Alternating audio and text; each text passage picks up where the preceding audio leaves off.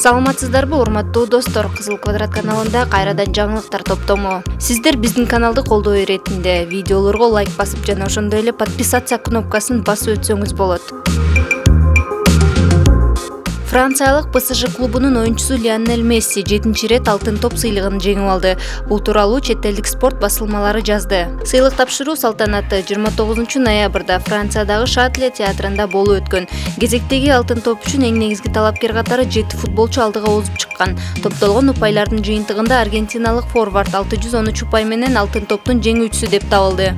Ал эми сыйлыкка башка талапкерлер: Лионель Месси, Роберт Левандовский, Жоржиньо, Карим Бензема, Энголо Канте, Криштиану Роналду, Мухаммед Салах болгон. 34 жаштагы футболчу быйылкы жылдагы негизги атаандашы делген футболчу Роберт Левандовскийден 33 упайга көбүрөөк алган. Ал эми Мессинин ардайымкы атаандашы Криштиану Роналду бул ирет талапкерлердин тизмесинде 6-чы сапка түшүп калды. Эске салсак, Лионель Месси 2021-жылы Барселонанын катарында Испания биринчилигин жеңген. Ошондой эле Ла Лигада 30 гол киргизип мыкты бомбардир аталган.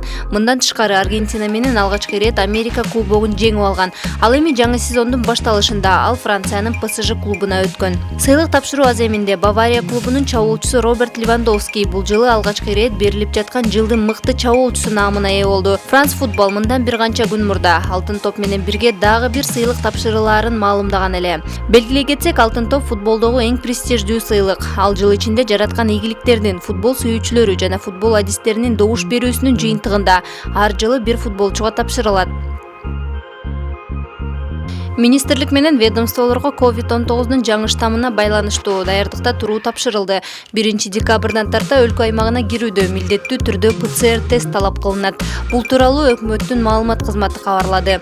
Мындай чечимди министрлер кабинети өлкө аймагында коронавирус инфекциясынын жаңы штаммынын жайылышына жол бербөө үчүн кабыл алган. Чет элдик жарандар жана кыргызстандыктар өлкө аймагына кирүүдө эмделген сертификатынан тышкары ПЦР тестинин терс жыйынтыгын көрсөтүшү керек деп жазылган маалыматта. Саламаттык сактоо министрлиги омикрон штаммынын очогу аныкталып жаткан өлкөлөрдөгү эпидемиологиялык абалга көз салып жатканын белгиленди.